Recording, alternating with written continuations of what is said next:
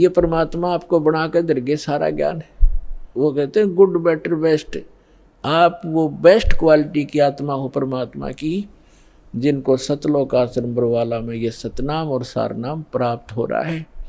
तो आपके लिए सारा प्रयत्न हो रहा है। अपने आत्माओं बैड होता है बैड, तो बैड से गुड भी बन सकता है। जैसे चोर चोरी करता था, यो ज्ञान हुआ चोरी छोड़ दी, भगत बन गया। शराबी शराब पीता था, शराबी कहलाता था, शराब छोड़ दी, भक्ति करने लग गया, भगत कहा आया। तो इसी प्रकार हम बैड से गुड बन जाएंगे, गुड से फिर बेटर बनेंगे, फिर बेस्ट बन जाएंगे। तो बेस्ट बनने के बाद हम सतलोक जाएंगे। तो जिनको सतलोक आश्रम बरवाला प्राप्त हुआ, मर्यादा में रहे, सतभक्ति करते रहे, तो वो बेस्ट क्वालिटी की हंस आत्मा है भगवान की, और उन पर विशेष रजा है परमात्मा की। परमात्मा हमें आकर ज्ञान देते हैं, रह रह कर समझाने की चेष्टा करते हैं। सात समुंदर की मसी करूं और लेखनी करूं बन रहा है। किसी भी एक मान ले पेड़ को काट कर रख लो और उसकी छोटी छोटी टहनी बड़े तने सबको चीर चीर कर कलम बना कर रख दे, ढेर लग जाएगा। और परमात्मा कहते उस एक पेड़ की सब कलमों को लिखना शुरू कर दे। धरती जितना बड़ा कागज हो, सात समुद्रों जैसी इंक हो, स्याही हो, तो कहती ये सब लिखते लिखते कलम घिस जा, सात समुद्र की इंक भी समाप्त हो जावे। ऐसे सतगुरु के गुण लिखे नहीं जा सकते। अब क्या लिखोगे? एक कुत्ते का जीवन लो, उस कुत्ते के जीवन में क्या क्या कष्ट उसको होते। सारी रात तो भौंकता है, उसकी एक स्वभाव बना रखे, सारी रात भौंक के उसकी आंख कट्ठी हो जा, भूख लगे जोर की, और सुबह वो क्या करता है, किसी का दरवाज़ा खुलता है गली में, ऐसे देख जाकर सीधा भागता है किधर, रसोई से महक आ रही होती है उसको, कोई बासी टुकड़े की, या वैसे ताज़ा बना रहे हो, तो दाव लगाकर रसोई में घुसने की चेष्टा करता है। अब रसोई में कौन घुसने दे उसके, या तो लठ मारेंगे या फेंक कर मारेंगे, कोई ना ठहरता है। एक घर में गया, उसका लठ लग गया, फिर ट्या ट्या करता हुआ दूसरे में गया, दूसरे में गया, दूसरे में उसका भाग, उसने कोई टूक मिला, फिर जूत मिला, और उसमें भी लठ लग गया, तो फिर भूख तो उसको लगी है। वो फिर कहाँ जाता है? बाहर खेतों जंगल में, जहाँ लोग फ्रेश होकर आते हैं, वहाँ जा करके फिर वो गोबर खाता है। और पहले वो मनुष्य जीवन में अफलातून बना फिरा था, कहे से भी ना समझ में आवा कि ये दुख हो जाएगा आपके जीवन को। तो पुण्यात्मा सौभाग्य आपका, आपका बात समझ में आ गई कि जो संतों ने वचन बोले वो सारे सच्चे हैं, और आपका कल्याण हो गया। तो इस प्रकार उन दुखों को याद करके और लिखा जाए। तब कहते हैं परमात्मा, सतगुरु के सजदा करूं ये कर्म छुटाए कोट, और जो ऐसे सतगुरु की निंदा करे फिर जम तोड़ेंगे ओठ। परमात्मा अपनी महिमा बताते हैं और अपने दास को जो भेजते हैं उसके बारे में बताना चाहते हैं कि सतगुरु के सजदा करूं, कुर्बान हो जाऊं उस संत के ऊपर जिसने कर्म छुटाए कोट। बीड़ी शराब मांस तम्बाकू भूकी सुल्फाब गांजा भांग और ये चोरी जारी बुराई बकवास छुटवा दी, जो हम सने पड़े थे गंदों में, निर्मल किया और फिर सतनाम दिया। कहते हैं सतगुरु के सजदा करो ये कर्म छुटाए कोट, और ऐसे संत की जो निंदा करे कहते फिर जम तोड़ेंगे होठ। यम के दूत ऐसे मारेंगे लठ, होठों पर लगे चाहे सिर में लगे, वह आगा पीछा नहीं देखेंगे ऐसे व्यक्तियों के। तो यहाँ परमात्मा कहते हैं गुरु मानुष कर जानते, ऐसे संत को कहते हैं मानुष मत गिनना। वैसे तो पुण्यात्माओं भगवान तो भगवान ही होता है, और वो भगवान वो परमात्मा स्वयं भी आते हैं एज ए गुरु, एक लीला करने के लिए। और जब वो स्वयं आए थे उसमें हम यही मार खा गए थे ना। 64 लाख से सोना एक गरीब आदमी का, एक झोपड़ी में बैठ कर कपड़ा बुनने वाले व्यक्ति के 64 लाख सेस हो जाना, ये एक अजूबा है, जैसे हमारी बुद्धि काम करती होता है। लेकिन उस समय परमात्मा जिसको भी नाम देते थे, आशीर्वाद देते थे, उनके दुख दूर हो जाते थे, भूत भाग जाते थे। कहते हैं सतगुरु दो चावै सो कर ही, 14 कोट दूत जम डर ही, ऊत भूत जम त्रास निवारे, और चित्रगुप्त के कागज पाड़े। ये समर्थ कबीर भगवान है। ये आपके ऊत भूत किसी प्रकार का भी आपके ऊपर 3 ताप का दुख हो, प्रेत बाधा हो, पितृ बाधा है, या कोई जिंद बाधा है। अब प्रधानमंत्री के सामने फिर चोर कैसे रुकेंगे? उसके साथ तो बहुत घने बॉडीगार्ड होते हैं। तो जो भक्ति ना करके शरीर छोड़ के, वो भगवान के चोर हैं। जिन हर की चोरी करी और गए राम गुण भूल, ते बिदना बागुल किए रहे उर्द मुख चूल। तो ये परमात्मा ऊत भूत जम त्रास निवार है। यम के दूत भी निकट नहीं आ सकते। कहते सतगुर सरना आए के। और धर्मराज डर कैसा? धर्मराज कहते ये नौकर हैं यम के दूत, जो आकर सताते हैं। चाहे प्रधानमंत्री हो, मृत्यु के बाद बक्कल तार देंगे, पकड़ के ले जाएंगे, टीटवी गले से पकड़ लेते हैं, बाजू पकड़ लेते हैं, घसीट कर ले जाते हैं। जिसके पास भक्ति धन नहीं, उससे यम के दूत नहीं डरते। और समर्थ साथ नहीं है। तो कबीर परमात्मा ये समर्थ भगवान है, अनंत कोट ब्रह्मांड के स्वामी हैं। तो यह बताते हैं सतगुरु की शरण में आकर फिर धर्मराज का भी डर नहीं, यम के दूत की तो बातें छोड़ो तुम। तो पुण्यात्मा, उस झोपड़ी में बैठे व्यक्ति का और कपड़ा बुनने वाला और उसके 64 लाख से सो जाना, और हमारी समझ में नहीं आए कि ये भगवान है। गले नहीं उतरी कि यूँ भगवान हो सकता है। और भगवान सिंगाड़ा होया करे, जिसका सींग शांग लग रहे हों, या बंदूक बंदाख ले रखी हो। अरे जो दुख आप पर आपत्ति आई और दूर कर दी मालिक ने, और ऐसी भक्ति दी, आपका सारा सुख दे दिया। सब जो भी शरण में आए थे गिनती नहीं कर सकते, इतने सुख दिए दाता ने।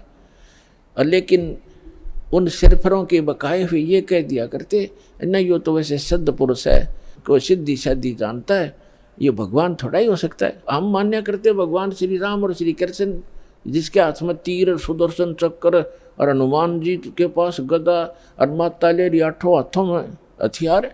तो हम इसे ईशान भगवान मानना थे।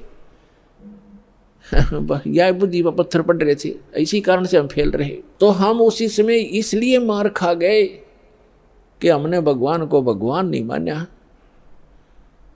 तो परमात्मा एक वाणी लिख कर गए हैं कि गुरु गोविंद कर जानियो, रहियो शब्द समाए, मिले जब दंडवत बंदगी, नहीं पल पल ध्यान लगावे। गुरु जी को गोविंद कर मानना, भगवान मानकर उसके साथ व्यवहार करना, ट्रीट करना। गुरु गोविंद कर जानियो और चलियो आज्ञा माँ, मिले तो दंडवत बंदगी, नहीं तो पल पल ध्यान लगा। जब भी आपको मिले दंडवत प्रणाम करें। और गुरु जी को परमात्मा मानना, वो खुद तो भगवान थे ही, लेकिन अब अपने दास को भेजा है परमात्मा ने, तो इसलिए कि आपका जो भाव है वो बना रहेगा। जैसे गणित के अंदर एक प्रश्न आता था ब्याज का, ऋण का, तो उसमें मूलधन ज्ञात करना होता था। मूलधन तो होता था वो करोड़ों और अरबों रुपए का। उस करोड़ों और अरबों रुपए के मूलधन को प्राप्त करने के लिए मानना पड़ता है, मान लीजिए मूलधन 100 रुपये। वो 100 रुपये मूलधन नहीं है, लेकिन वो सपोज करना पड़ेगा उस प्रॉब्लम को सोल्व करने के लिए। तो ये समझ लेना पुण्यात्माओं, परमात्मा की वाणी है कि गुरु गोविंद कर जानियो और रहियो आज्ञा माई, मिले तो दंडवत बंदगी, नहीं पल पल ध्यान लगाए। अब जैसे आप यहाँ से जाओगे शरीर छोड़ के, ये तो छूटेगा, आपको मालूम है सबको। हम चाहते तो नहीं है कभी मृत्यु हो, लेकिन यह तो होगी वो मालिक के आधार पे है। अब तो आप भक्त हो गए, आपकी मृत्यु तो भगवान कबीर साहब के हाथ में है। आप कहोगे तब होगी, कई बार कह लोगे जब होगी। अब काल नहीं मार सकता आपको, अकाल मृत्यु नहीं मर सकते आप, अगर नियम ठीक रखोगे।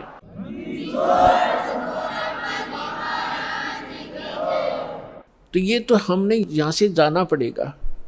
जब आप यहाँ शरीर छोड़कर जाओगे तो ऊपर जाकर के जहाँ भी आप देखोगे ये दास के रूप में वो कबीर परमेश्वर आपको खड़े दिखाई देंगे। और जो काल के दूत यहाँ संत आए हैं उनका रूप होगा, लेकिन काल उनके संत के रूप में खड़े दिखेंगे। तो वहाँ जिस गुरु की वो शरण में है तो वहाँ जाकर अपने गुरु जी के पास ही जाते हो, तो सीधे के अपने वो खड़े गुरु जी, तो अब उसके शेष सारे उस गुरु के पास, उसके शेष उस दूसरे गुरु के पास। तो वहाँ काल भी आता है जो उसने संत भेज रखा है इन जीवों का नाश करने के लिए, और परमात्मा आता स्वयं जिसने अपना संत भेज रखा है जीवों का विकास करने के लिए। तो इस दास के रूप में आपको वहाँ परमात्मा मिलेंगे। आपको एक और हिदायत दी जाती है कि जब आप गुरु जी के पास जाते हो, प्रणाम करते हो, तो उसमें एक अभ्यास बनाओ कि सतनाम का सुमरण अवश्य करें। प्रथम नाम मिला है तो प्रथम का अवश्य करें। जैसे प्रणाम करते करते भी आप एक सांस का सेवन आसानी से कर सकते हो। और उससे क्या होगा, जैसे यहाँ तो आपका अभ्यास बना रहेगा, भक्ति तो करनी है, तो उससे क्या होगा, जैसे आप वहाँ जाओगे, एक तिरकुटी एक इंटरनेशनल एयरपोर्ट समझ लो तिरकुटी, जब वहाँ पहुँचोगे तो वहाँ आपको परमात्मा मिलेंगे इस दास के रूप में। और वहाँ काल भी धोखा देने के लिए इस दास का रूप बना सकता है। तो उसमें आप जी ने सिमरन करना है सतनाम का, क्योंकि वहाँ जाएगा तो सतनाम ही होगा आपके पास, सारनाम तो होगा ही होगा, सतनाम भी होगा। तो सतनाम का और सारनाम का जाप करना है। तो सतनाम का जाप करने मात्र से, और प्रथम मंत्र भी अगर प्राप्त है, इसमें प्रथम और लास्ट 2 मंत्र हैं इस 7 मंत्रों में, तो ये दोनों मंत्र भी गजब के मंत्र हैं। इनका भी जाप करने से क्या होगा, यदि सामने काल परमात्मा की बजाय स्वयं आकर के दास का रूप बनाकर खड़ा हो जाएगा, इस सिमरन से उसका तुरंत चेहरा बदल जाएगा, उसके ऊपर का आवरण हट जाएगा, उसकी वास्तविकता वो भूंडी शकल दिखाई देगी। फिर आप अपने आप दूर हो जाओगे, फिर इधर उधर देखोगे। अब थोड़ा सा एक प्रश्न सुनाते हैं आपको, क्योंकि सत्संग के अंदर बहुत से हिदायत देनी पड़ती है। तो ये सुमन करने से भी अगर शकल नहीं बदलती है तो आपके ओरिजिनल गुरुजी और ओरिजिनल गॉड है। एक समय एक चंद्र विजय नाम का राजा था, उसकी इंद्रमती नाम की एक रानी थी, और वो बहुत भक्तनी थी भगवान की। पिछले जन्म से, पिछले पुण्य से ही अच्छी आत्माएं राजा बनती हैं, रानी बनती हैं, और इतना सुख होकर के भी जो परमात्मा की तरफ में भगवान की भक्ति में लगे होते हैं वो पुण्यात्मा विशेष होती हैं। वो माई जो है उसने एक गुरु बना रखा था। उस गुरु जी ने बता रखा था कि भगवान विष्णु, भगवान शिव की भक्ति करनी चाहिए, श्री राम की भक्ति करनी चाहिए, 68 तीर्थों पे जाना चाहिए, 68 तीर्थ करना चाहिए, एकादशी का व्रत रखना चाहिए। अब जैसे एक नियम है, कहते हैं धन चाहे तो दान कर और मोक्ष चाहे भज राम। तो हमने यहाँ इस काल के लोक में रहना है तो धन भी चाहिएगा और राम भी प्राप्त करना है, तो हमने दान भी करना है और सच्चा नाम भी जपना है। अब उसके गुरुजी ने बता रखा था कि बेटी पिछले जन्म में तैने बहुत पुण्य कर रखे हैं, घने धर्म कर रखा है, जिस कारण से तू रानी बन गई। आगे ऐसी ही अच्छा जीवन प्राप्ति के लिए आप साधु संतों को भोजन कराया कर बेटा। वैसे तो आए अतिथि को भी भोजन करा दे, उसका भी पुण्य है, लेकिन भगत संत को भोजन कराने का न्यारा फल मिलता है। जैसे आपके पास पशु हैं, भैंस या गाय, एक भैंस या गाय है जो दूध देती है, और अन्य भी पशु हैं जो अभी दूध नहीं दे रहे, वो भी अपने पालने ही पड़ते। अब एक तो उस दूध ना दे रहे पशु को जो चारा दिया जाता है, आहार खिलाया जाता है, वो भी हमारा कर्तव्य बनता है। लेकिन जो दूध वाले को जो चारा चराया जाता है, बिनौले खल आदि हम डालते हैं, तो वो तुरंत लाभ दे देता है। सुबह अच्छा भोजन कराओगे, चारा चराओगे, तो शाम में दूध गढ़ा पाओगे उसके। तो इस प्रकार संत और भक्त होते हैं दूध वाले, और अन्य जो अतिथि आते हैं जो भक्त नहीं, भक्त है तो अच्छी बात है ना, तो वो भी एक कर्तव्य जानकर हमने उनको भी अवश्य भोजन कराना चाहिए और आदर सत्कार, आतिथ्य सत्कार से कराना चाहिए। लेकिन साधु संतों का भोजन कराया हुआ अत्यधिक लाभ देता है। अब साधु संत भक्त भले ही वो शास्त्र विरुद्ध साधना कर रहे हैं, लेकिन पूर्व जन्म के वो पुण्यकर्मी प्राणी हैं, वही भटक रहे होते हैं। कोई लाल पीले कपड़े पहनता है, कोई दाढ़ी बढ़ा लेता है, कोई मूंड मुंडा लेता है, कोई तिलक लगाता है, जैसा भी उसको मार्गदर्शक मिल गया, क्योंकि उसको परमात्मा चाहिए, चाहे किसी भी भेख बनाने से मिल जाए, वो परमात्मा की तरफ तड़फ रहा है। ऐसे कोई व्यक्ति को भोजन कराने से विशेष लाभ होता है, क्योंकि अब तो साधना ठीक है नहीं, लेकिन पूर्व जन्म की कमाई उसकी है, और वो भक्त भगवान का विशेष प्यारा होता है। चाहे आज वो किसी की पूजा कर रहा है, लेकिन वो भगवान कबीर साहब का ही बच्चा है। तो इसलिए ये एक नियम है। इस नियम के आधार से उस संत ने अपनी शिष्या इंद्रमती से कहा था कि बेटा, साधु संतों को भोजन कराने से अगले जन्म में भी तू रानी बन जाएगी। अब इनको ज्ञान इतना ही था कि रानी बन जा, रानी कितनी बार बनेगी, फिर गद्दी भी तो बनेगी वो एक दिन। वो समस्या इनका समझ में नहीं आ रही थी, किया भी पड़े गले में। ठीक है, जितना उनको ज्ञान था उस रानी को ज्ञान उसने दे रखा था। अब वो अपने गुरु जी के बताए मार्ग पर कति दृढ़ थी। अब क्योंकि वो ऐसी पुण्यात्माएं कबीर साहब के बच्चे हैं, परमात्मा कहते हैं, दो जन मेरी शरण है, ताका हूँ मैं दास, और गेल गेल ला गया फिरूं, साथ साथ फिरता रहता हूँ जब तक धरती आकाश। आपको बहुत बार बताया, क्योंकि ये दातंग मार्ग है पुण्यात्माओं। आपने केवल कथाएं सुनी हैं, ये राम कृष्ण की, सुदामा और कृष्ण की, बेलनी और राम की, राम रावण की लड़ाई, महाभारत का युद्ध, ये भी एक इतिहास है, लेकिन ये अध्यात्म मार्ग नहीं था। अब ये है संपूर्ण अध्यात्म मार्ग ज्ञान, इसको बहुत प्रकार से समझाना पड़ता है। अब रानी ने जो भी गुरुजी ने बताया था उस पर दृढ़ होगी,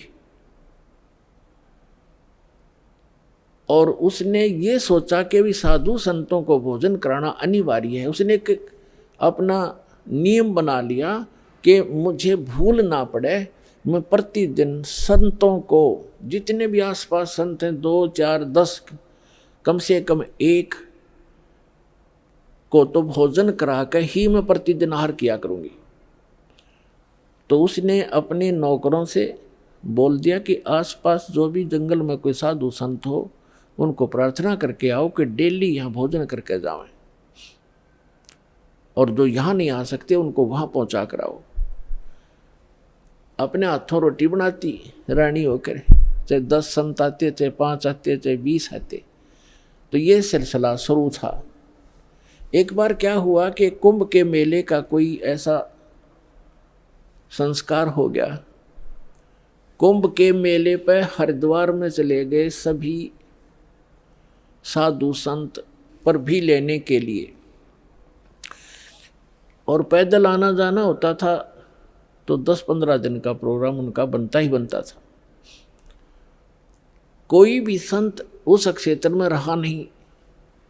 अब रानी को पता चला कि साधु आए नहीं, पता करके आओ। पता करके आए, साधु नहीं थे, कोई है नहीं, सब चले गए, सबकी झोपड़ी खाली पड़ी है। पता चला कि वो तो तीर्थ भ्रमण पर चले गए। तो रानी ने प्रण कर रखा था, प्रतिज्ञा कर रखी थी कि जब तक खाना खिला लूंगी संत को, मैं आहार नहीं करूंगी। 1 दिन बीत गया, 2 दिन बीत गया, रानी थी भूखी गड़ी, रही नहीं थी। 3रे दिन तो वह कति आंखें बंद करने लगी, अब मरूंगी। उसके पति ने भी समझाई, तो क्यों अपना जीवन नाश करे, खा ले 2 रोटी। तो साधु आओ फिर जमा दिए कि बिजली गिर गई, पर ने बोली नहीं, मर जाएंगी पर मैं भोजन नहीं खाऊं। अब उस पर दुख देखा नहीं जाता, उस परम पिता पे द्वापर के अंदर परमात्मा करुणा में नाम से आए हुए थे, यही कबीर भगवान, वो समर्थ परमात्मा, अमर पुरुष। चारों युग में आते हैं परमात्मा, कहते हैं सतयुग में सत सुकृत कै टेरा, त्रेता नाम मुनिंदर मेरा, द्वापर में करुणा में कहाया, और कलियुग नाम कबीर दराया। चारों युग में आया हूँ मैं परमात्मा कहा करते। तो द्वापर में वो करुणा में नाम से आई हुई थी। अब उसने देखा या मरेगी भोली भगतनी, एक साधु रूप बना के परमात्मा वहाँ दूर सी आते दिखाई दिए राजा के महल की तरफ ही। रानी ने कहा अपनी नौकरानी से कि बांदी है दासी, यदि तू अपनी रानी का जीवन चाहती है तो देख ले कोई साधु संत तुझे दिखाई दे जा, नहीं तो आज शाम तक तेरी रानी प्राण छोड़ देगी।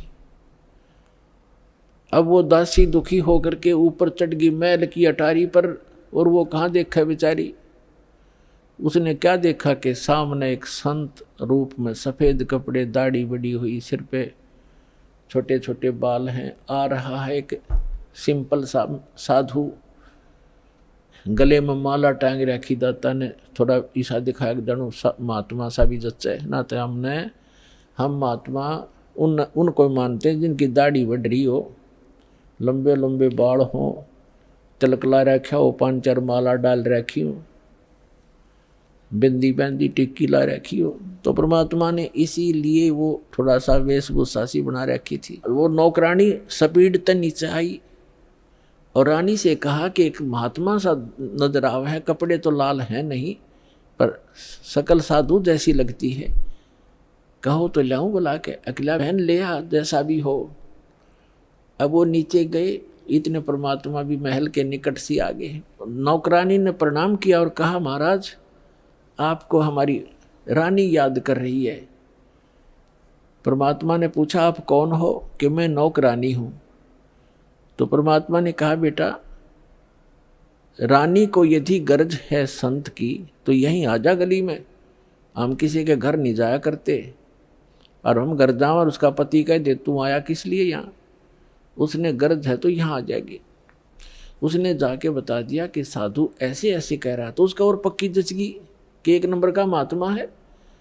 नहीं तो नो कोई कह देगा अपने रानी बुलावा, ये तो बाछड़ू की तरह भाग्य आकर बच्चे की तरह, पैसे के लालच में अच्छा हलवा मिल जाएगा, और वो उड़े डिट गए। अगर रानी को गरज है तो यहाँ आ जाएगी बेबे। रानी ने कहा मेरा पकड़ हाथ मुझे सहारा दे, नौकरानी ले चल मुझे ऐसे महापुरुष के दर्शन करा दे, मर जाऊंगी तो भी अच्छा ऐसे संत के दर्शन करके। ऐसा दर्द आदमी आज पहली बार सुन रहा हूँ, तो रानी को ये कहने वाला कि यहाँ आ जाएगी जब गरज पड़े तो, क्योंकि पिछले संस्कार से ऐसे भाव उत्पन्न हुआ करते हैं साधु भक्तों में।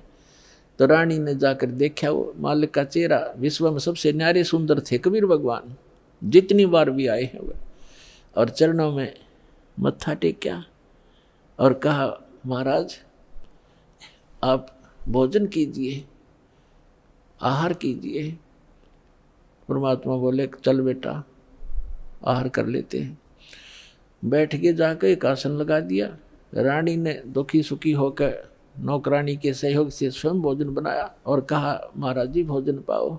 तो परमात्मा ने कहा बेटा आप इतना कोई रोग है आपको क्या, इतनी अक्सीन कैसे होगी? तो उसने सारी कहानी बताई कि मैं प्रतिदिन एक साधु को भोजन करा के भोजन करती थी, संत रहे नहीं क्योंकि वो कुंभ के मेले में स्नान के लिए चले गए।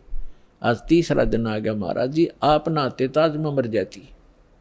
जब भोजन बना के परमात्मा के पास रखा तो कहा परमात्मा ने कि बेटी मेरा शरीर भोजन करने का नहीं है, मैं तो खाऊं या ना खाऊं मैं सदा एक रस रहता हूं। तो रानी बोली जी ठीक है, भोजन नहीं खाओगे तो मैं भी नहीं खाऊंगी, मरना मंजूर है मुझे, मरना ही मुझे उचित है, मैं अपना जो है ना प्रतिज्ञा नहीं भंग कर सकती। तो परमात्मा ने कहा कि ला बेटा, कहते समर्थ इसी को कहते हैं जो चाहे सो करते। मालिक ने भोजन करा, फिर उससे पूछा बेटा ये जो आपको ये हठ किसने बताया? रानी ने कहा कि मैंने अब गुरुजी बना रखे हैं, हमारे गुरु बहुत अच्छे हैं।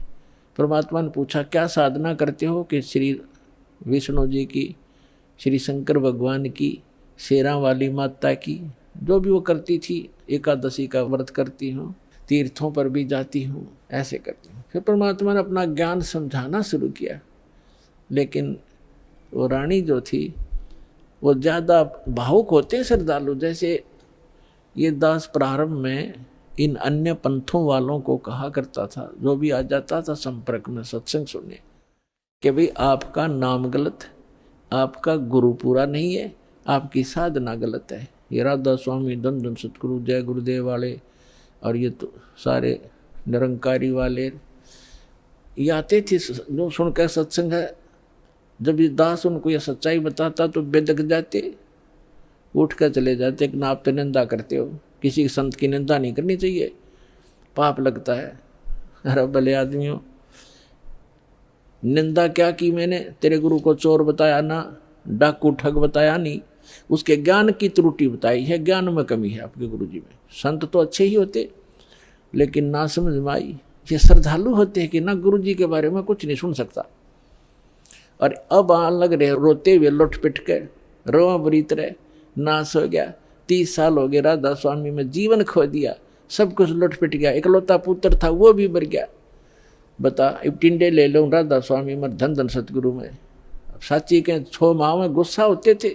और यहाँ का इतिहास देख लो, सन 1994 से जो जुड़े हैं, उनके ठाठ देख लो, और उनके घर में कोई दुर्घटना हुई तो आप पूछ कर देख लो, लाखों की संख्या में भक्त हैं। तो भगवान की शरण न्यारी होती है।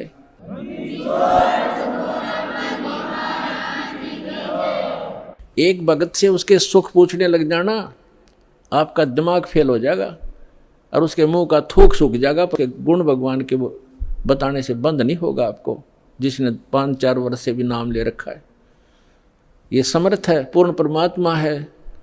इसलिए दास ये रे हो रहा आपके लिए कि किसी प्रकार आपके समझ में आ जा, कबीर इज गॉड। दास का काम पूरा हो, फिर तो आपका डूंडा पाट जाएगा, पूरे विश्व में एक ही रस हो जाएगा कुछ दिनों में। तो रानी क्या कह रही है? परमात्मा ने बताना शुरू किया, बेटा आप विष्णु की पूजा करती हो, विष्णु जी की, कहाँ जाओगे? बता आपके गुरु ने। जी स्वर्ग में जाऊंगी। स्वर्ग में कितने दिन रहोगे? अब सत्संग सुनकर थोड़ा बहुत ज्ञान हो ही जाता है। कहती है जी वो तो जितना धर्म होंगे, मेरे पुण्य होंगे, उतने दिन वहाँ रहूंगी, फिर कहाँ जाएगी? है पता नहीं, वह मैं बताऊँ कहाँ जाएगी, तो गद्दी बनेगी फिर अगले दिन में। अब यह बात उसका उत्तर नहीं गला। परमात्मा ने बताया जो साधना आप कर रही हो, पुण्य कर रहे हो, दान कर रहे हो, ठीक है, रानी भी बन जाएगी और स्वर्ग भी चली जाएगी, फिर पशु योनि में भी कंपलसरी जाएगी। और ये आपके विष्णु जी भी नासवान, आपके शंकर जी भी नासवान, आपके ब्रह्मा जी भी नासवान। तो कहते हैं थर पकड़ थर होई। अमर की साधना करने से अमर पुरुष की तो अमर हो सकते हो। तुम नासवानों की भक्ति करके और सथाई होने की कुचेष्टा करती हो। अब वो रानी कहने लगी, मुंह बना लिया रानी ने, इंदुमती ने, कि महाराज जी ये संत है ना, ये एक दूसरे की निंदा कराया करें, और मेरे गुरु जी के बारे में देखो आप कुछ ना कहियो, जो मेरे लिए तो भगवान है। परमात्मा बोले, बेटा अगर गधे ने कोई गाय को है और गधी को कोई ये बताओ ये गधी है गाय नहीं है बेटी, और वो नौकर मेरी गाय को गधी क्यों बताता है, तो दुख नहीं मान्या करते। उसकी जांच करे सचमुच क्यों कहा इसने ऐसी कड़वी बात, लेकिन वो नहीं मानी। अपने आत्माओं, अपने बच्चों तक पहुंचने के लिए परमात्मा ने कितना प्रयत्न करना पड़ता है। इन काल के दूतों ने ऐसा उलझा दिया। अब परमात्मा ने बहुत कोशिश की कि बेटा मैं तेरे हित की बात कह रहा हूँ, मैं तेरे गुरु जी को चोर नहीं कहता, गुंडा डाकू नहीं कहता, उनको ज्ञान नहीं है। वो विष्णु जी को समर्थ शक्ति बताते हैं, विष्णु जी खुद नासवान है, तो आपकी रक्षा कैसे करेगा वो? शिव जी को आप भगवान मानते हो। परमात्मा ने बताया कि जिस समय भस्मागिरी नाम का एक संत भगवान तेरे शंकर जी के सामने ऊपर ने पैर नीचे ने सिर करके 12 वर्ष तपस्या की। आपने पढ़ा होगा पुराण में, कहाँ जी पढ़ रखा है, सुना है, पढ़ा भी है। और जब भस्मकंडा शिव से मांग लिया और भगवान शिव को मारने की चेष्टा करने लगा वो भस्मासुर, तो भगवान शिव जी ने क्या किया? भाग्य थे ना वो, तो वो अविनाशी हैं, जिनको तो अविनाशी मान रही, उनसे तू रक्षा की बाट देखे, सुरक्षा, वो आप सुरक्षित नहीं। अब बात सारी साची, पर गुरु जी के बारे में सुनना कति पसंद नहीं। वो पिछला रंग चढ़ रहा है कसुता। तब परमात्मा ने कहा बेटा मान से मत मान। देखो मैं वैसे अपने आप को भगवान कहें तो कोई ना कतिये ना मानने जनता। परमात्मा ने कहा कि जिस भगवान की मैं भक्ति बताता हूँ वो अजरो अमर है, उसकी भक्ति करने से आपकी आयु भी बढ़ जाएगी जो मंत्र मैं दूंगा, और जो मंत्र आप जाप करते हो इससे आपकी उम्र ना बढ़ सकती ना घट सकती, और हम जो मंत्र देंगे उससे आपकी जितनी आयु आप चाहोगे वो बढ़ जाएगी। तो वो फिर भी ये कहती है जी इस तरह की बातें तो ये संत आपस में खूब जानते हैं, मुझे तो अपना गुरु बिल्कुल मेरे हृदय में समा रहे हैं। तो परमात्मा ने कहा ठीक है बेटा, साच कहूँ जग माने नहीं और झूठ कही ना जाई हो,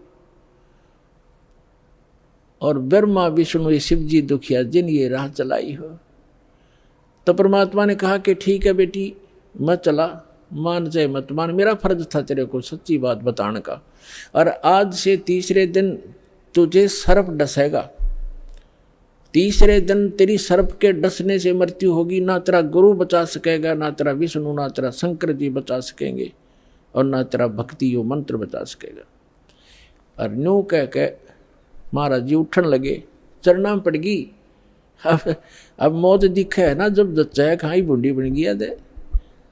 साधु संत झूठ नहीं बोला करते। चरणों में गिर गई और कहने लगी महाराज सचमुच। परमात्मा बोले तीसरे दिन आगे तेरी शेष आयु नहीं है और 83 लाख योनियों में जाएगी तू। फिर बोली महाराज जी फिर क्या करूं मैं? मैं मंत्र दूंगा बेटा, मंत्र जाप करिए और उस गुरु जी से बात भी मत करिए, जो दुश्मन है तेरा। देश तो ते सारा मर जा पर अपना नंबर ना हो, इतना कोई दिक्कत नहीं। जब अपना नंबर आता दिखा ना, जब घी बंद है जीव की, तब सारी मान ली। ठीक जी जैसे आप कहोगे न्यू कर लूँगी। और मन में नो सोच रही कि देखूंगी तीसरे दिन क्या होगा। दीक्षा ले ली और गुरुजी ने बताया कि बेटा तीसरे दिन काल आवेगा और मेरे रूप में आवेगा।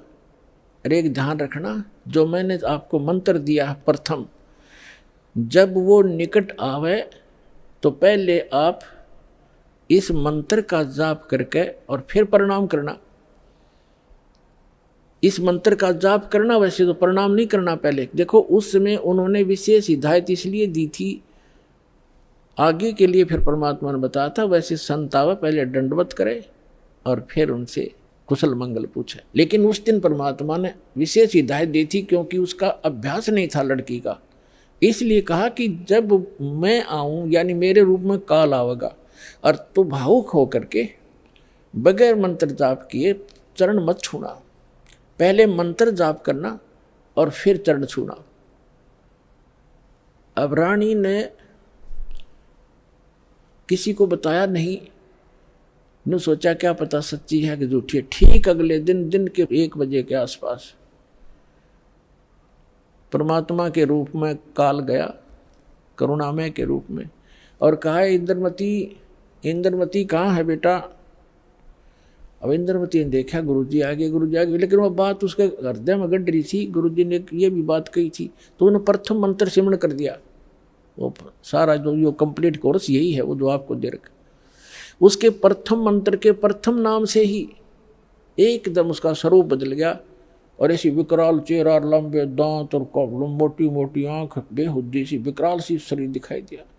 तब उस काल ने देखा कि तेरा तो इसने आवरण उतार दिया। न बोला अब तब बचगी तू, तेरे पास मंत्र जबरदस्त है, तुझे फिर देखूंगा। अब रानी का जान बची लाखों पाए और गुरु जी के 100 शुक्र मनाए। अपने नौकरों को बताती है काल आया था, आज मेरी मृत्यु होनी थी, मैंने जो गुरुजी बनाए हैं मेरी उम्र बढ़ा दी। अब ना तो राजा को बताई उसके दरबार में जाके। राजा ने बोला तू पड़ी रह, काल आ जाता तेने छोड़ जाता, ये तुमने ऐसे कहती रहती हो, कोई कुछ कह दे उसकी बातों में आ जाती हो। तो उसके साथी भी तेरी बेचारी के साथ वो राजा की के माने वो आ गई वापस, शुक्र मनाया रख। आगे तो तेरी टलगी मृत्यु, छाटते आके लेट गई है भगवान। हे परमात्मा दया करिए, आपने इसी गुरु मिला ऐसा मंत्र दिया और मेरा जीवन रक्षा होगी। अब वह लेट गई बेड पे कति खुशी बना के, इतने में काल सर्प बन के आ गया। सर्प बन के आया और रानी के डस दिया, डसते उसकी आंख खुली और फिर वो ऐसे ऐसे जाता देखा, उसने शोर बचाया, भागियो, डस ली सर्प ने, डस ली सर्प ने, डस ली। नौकर नौकरानियां आए, बाजे लठले, वो लंबा महल था राजा का, वो जो जाता दिखा सबने, मोरी में से निकल गया। रानी अचेत होगी, मृत्यु को प्राप्त होगी। राजा के घर तक सब प्रकार के वैद्य उपस्थित रहते थे, डॉक्टर बुलाए, वैद्य बुलाए, गार्डू बुलाए, सारा कुछ कर दिया और सब ने मृत घोषित कर दी। तब परमात्मा आ गए तो नौकर नौकरानियां कहने लगी, जिन देखे थे भगवान उस दिन, वो नौकरानियां कहने लगी, महाराज जी आपकी शिष्या को सर्प ने डस दिया, तब सर्प से मृत्यु होगी, हाहाकार मच गई। तो परमात्मा ने एक बहाना सा करा, मंत्र सा बुदाया और कहा, उठ बेटी, 1 सेकंड में रानी खड़ी होगी। बोलो सतगुरुदेव।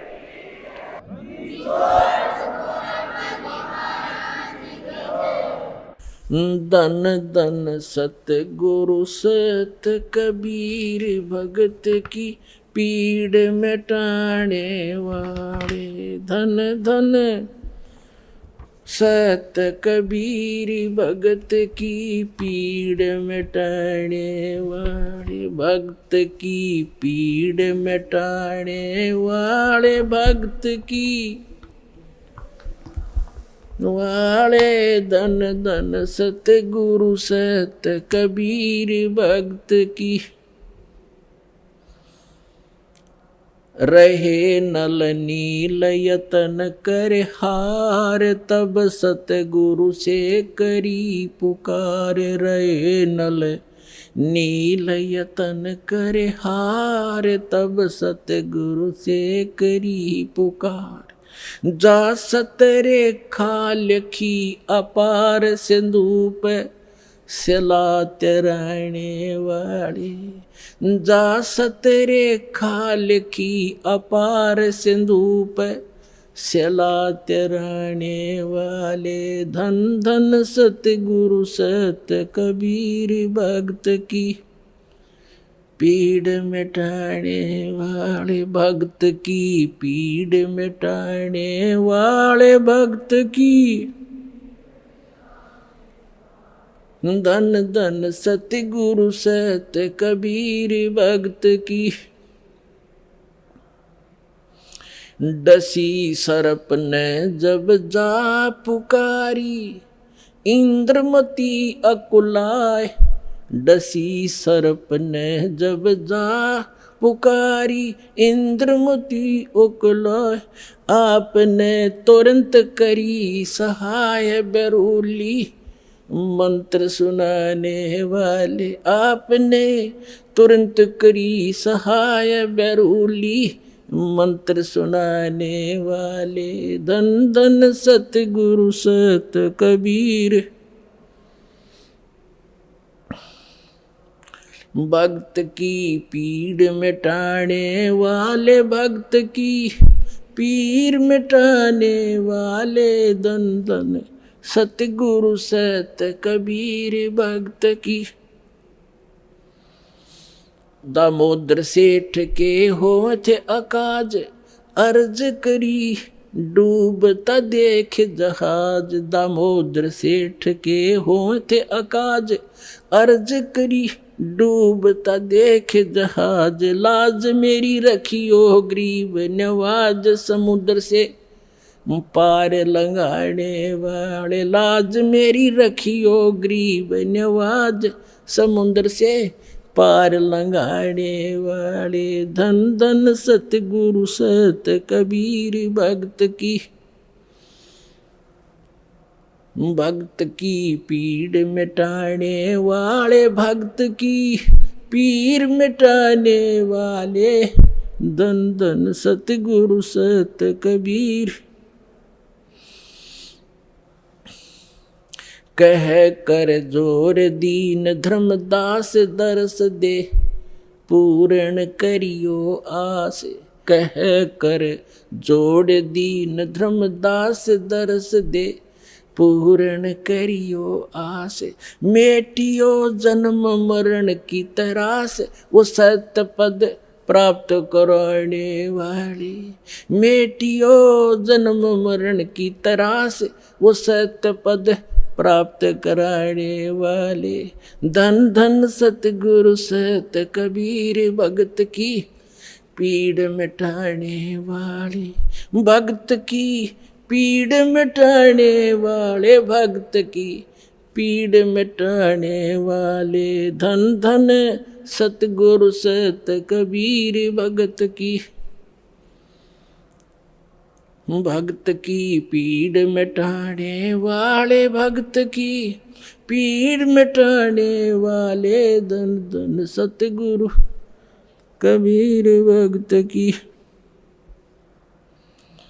कह कर जोड़ दीन धर्मदास दरस दे पूर्ण करियो आस।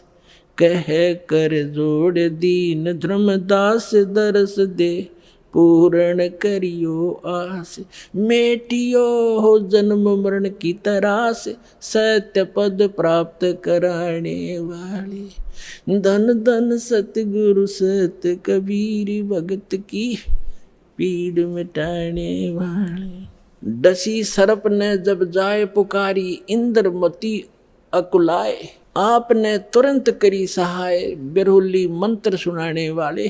परमात्मा ने लीला की। रानी ने पूछा महाराज ये कौन सा मंत्र था? परमात्मा ने कहा बेटा बिरहुली मंत्र है। बिरहुली मंत्र क्या कि राम नाम जप बिरहुली, गुरु की शरण में रह बिरहुली। वो तो एक बहाना बनाया था कि इस बालक को बढ़ा दूं, लेकिन वो तो समझ सकती है मंत्र की क्या आवश्यकता उसको। अब रानी की खुशी का ठिकाना नहीं रहा और राजा का भी दचगी, गारडू भी फेल, वैद्य भी फेल। इतना जरूर मान लिया संत ठीक है, लेकिन राजा की बुद्धि 7वें आसमान पर होती है।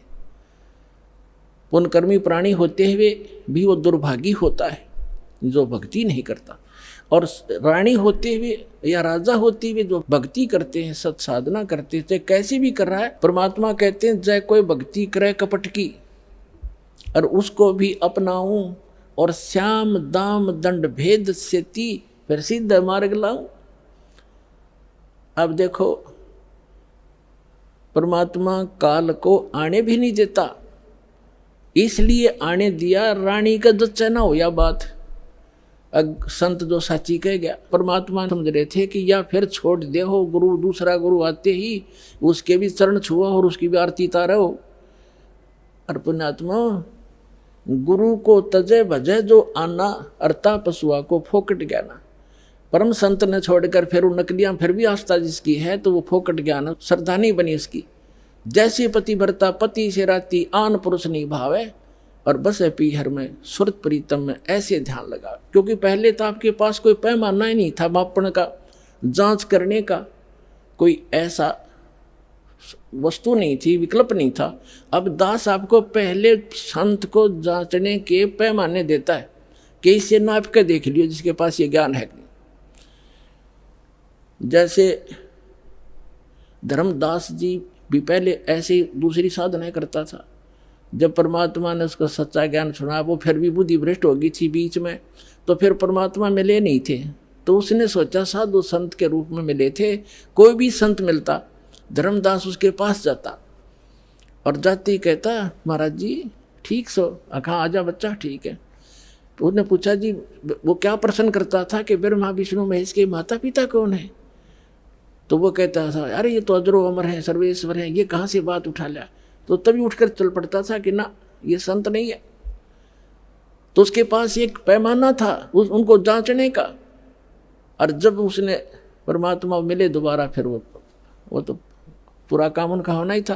तो पहले तो आपके पास कोई ऐसा था नहीं मेजरमेंट टेप जिससे आप उसको नाप सकते थे, तोल सकते थे, जांच सकते थे।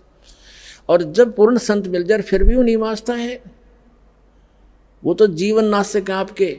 हाँ, उनको समझाने की चेष्टा करो गुरु जी।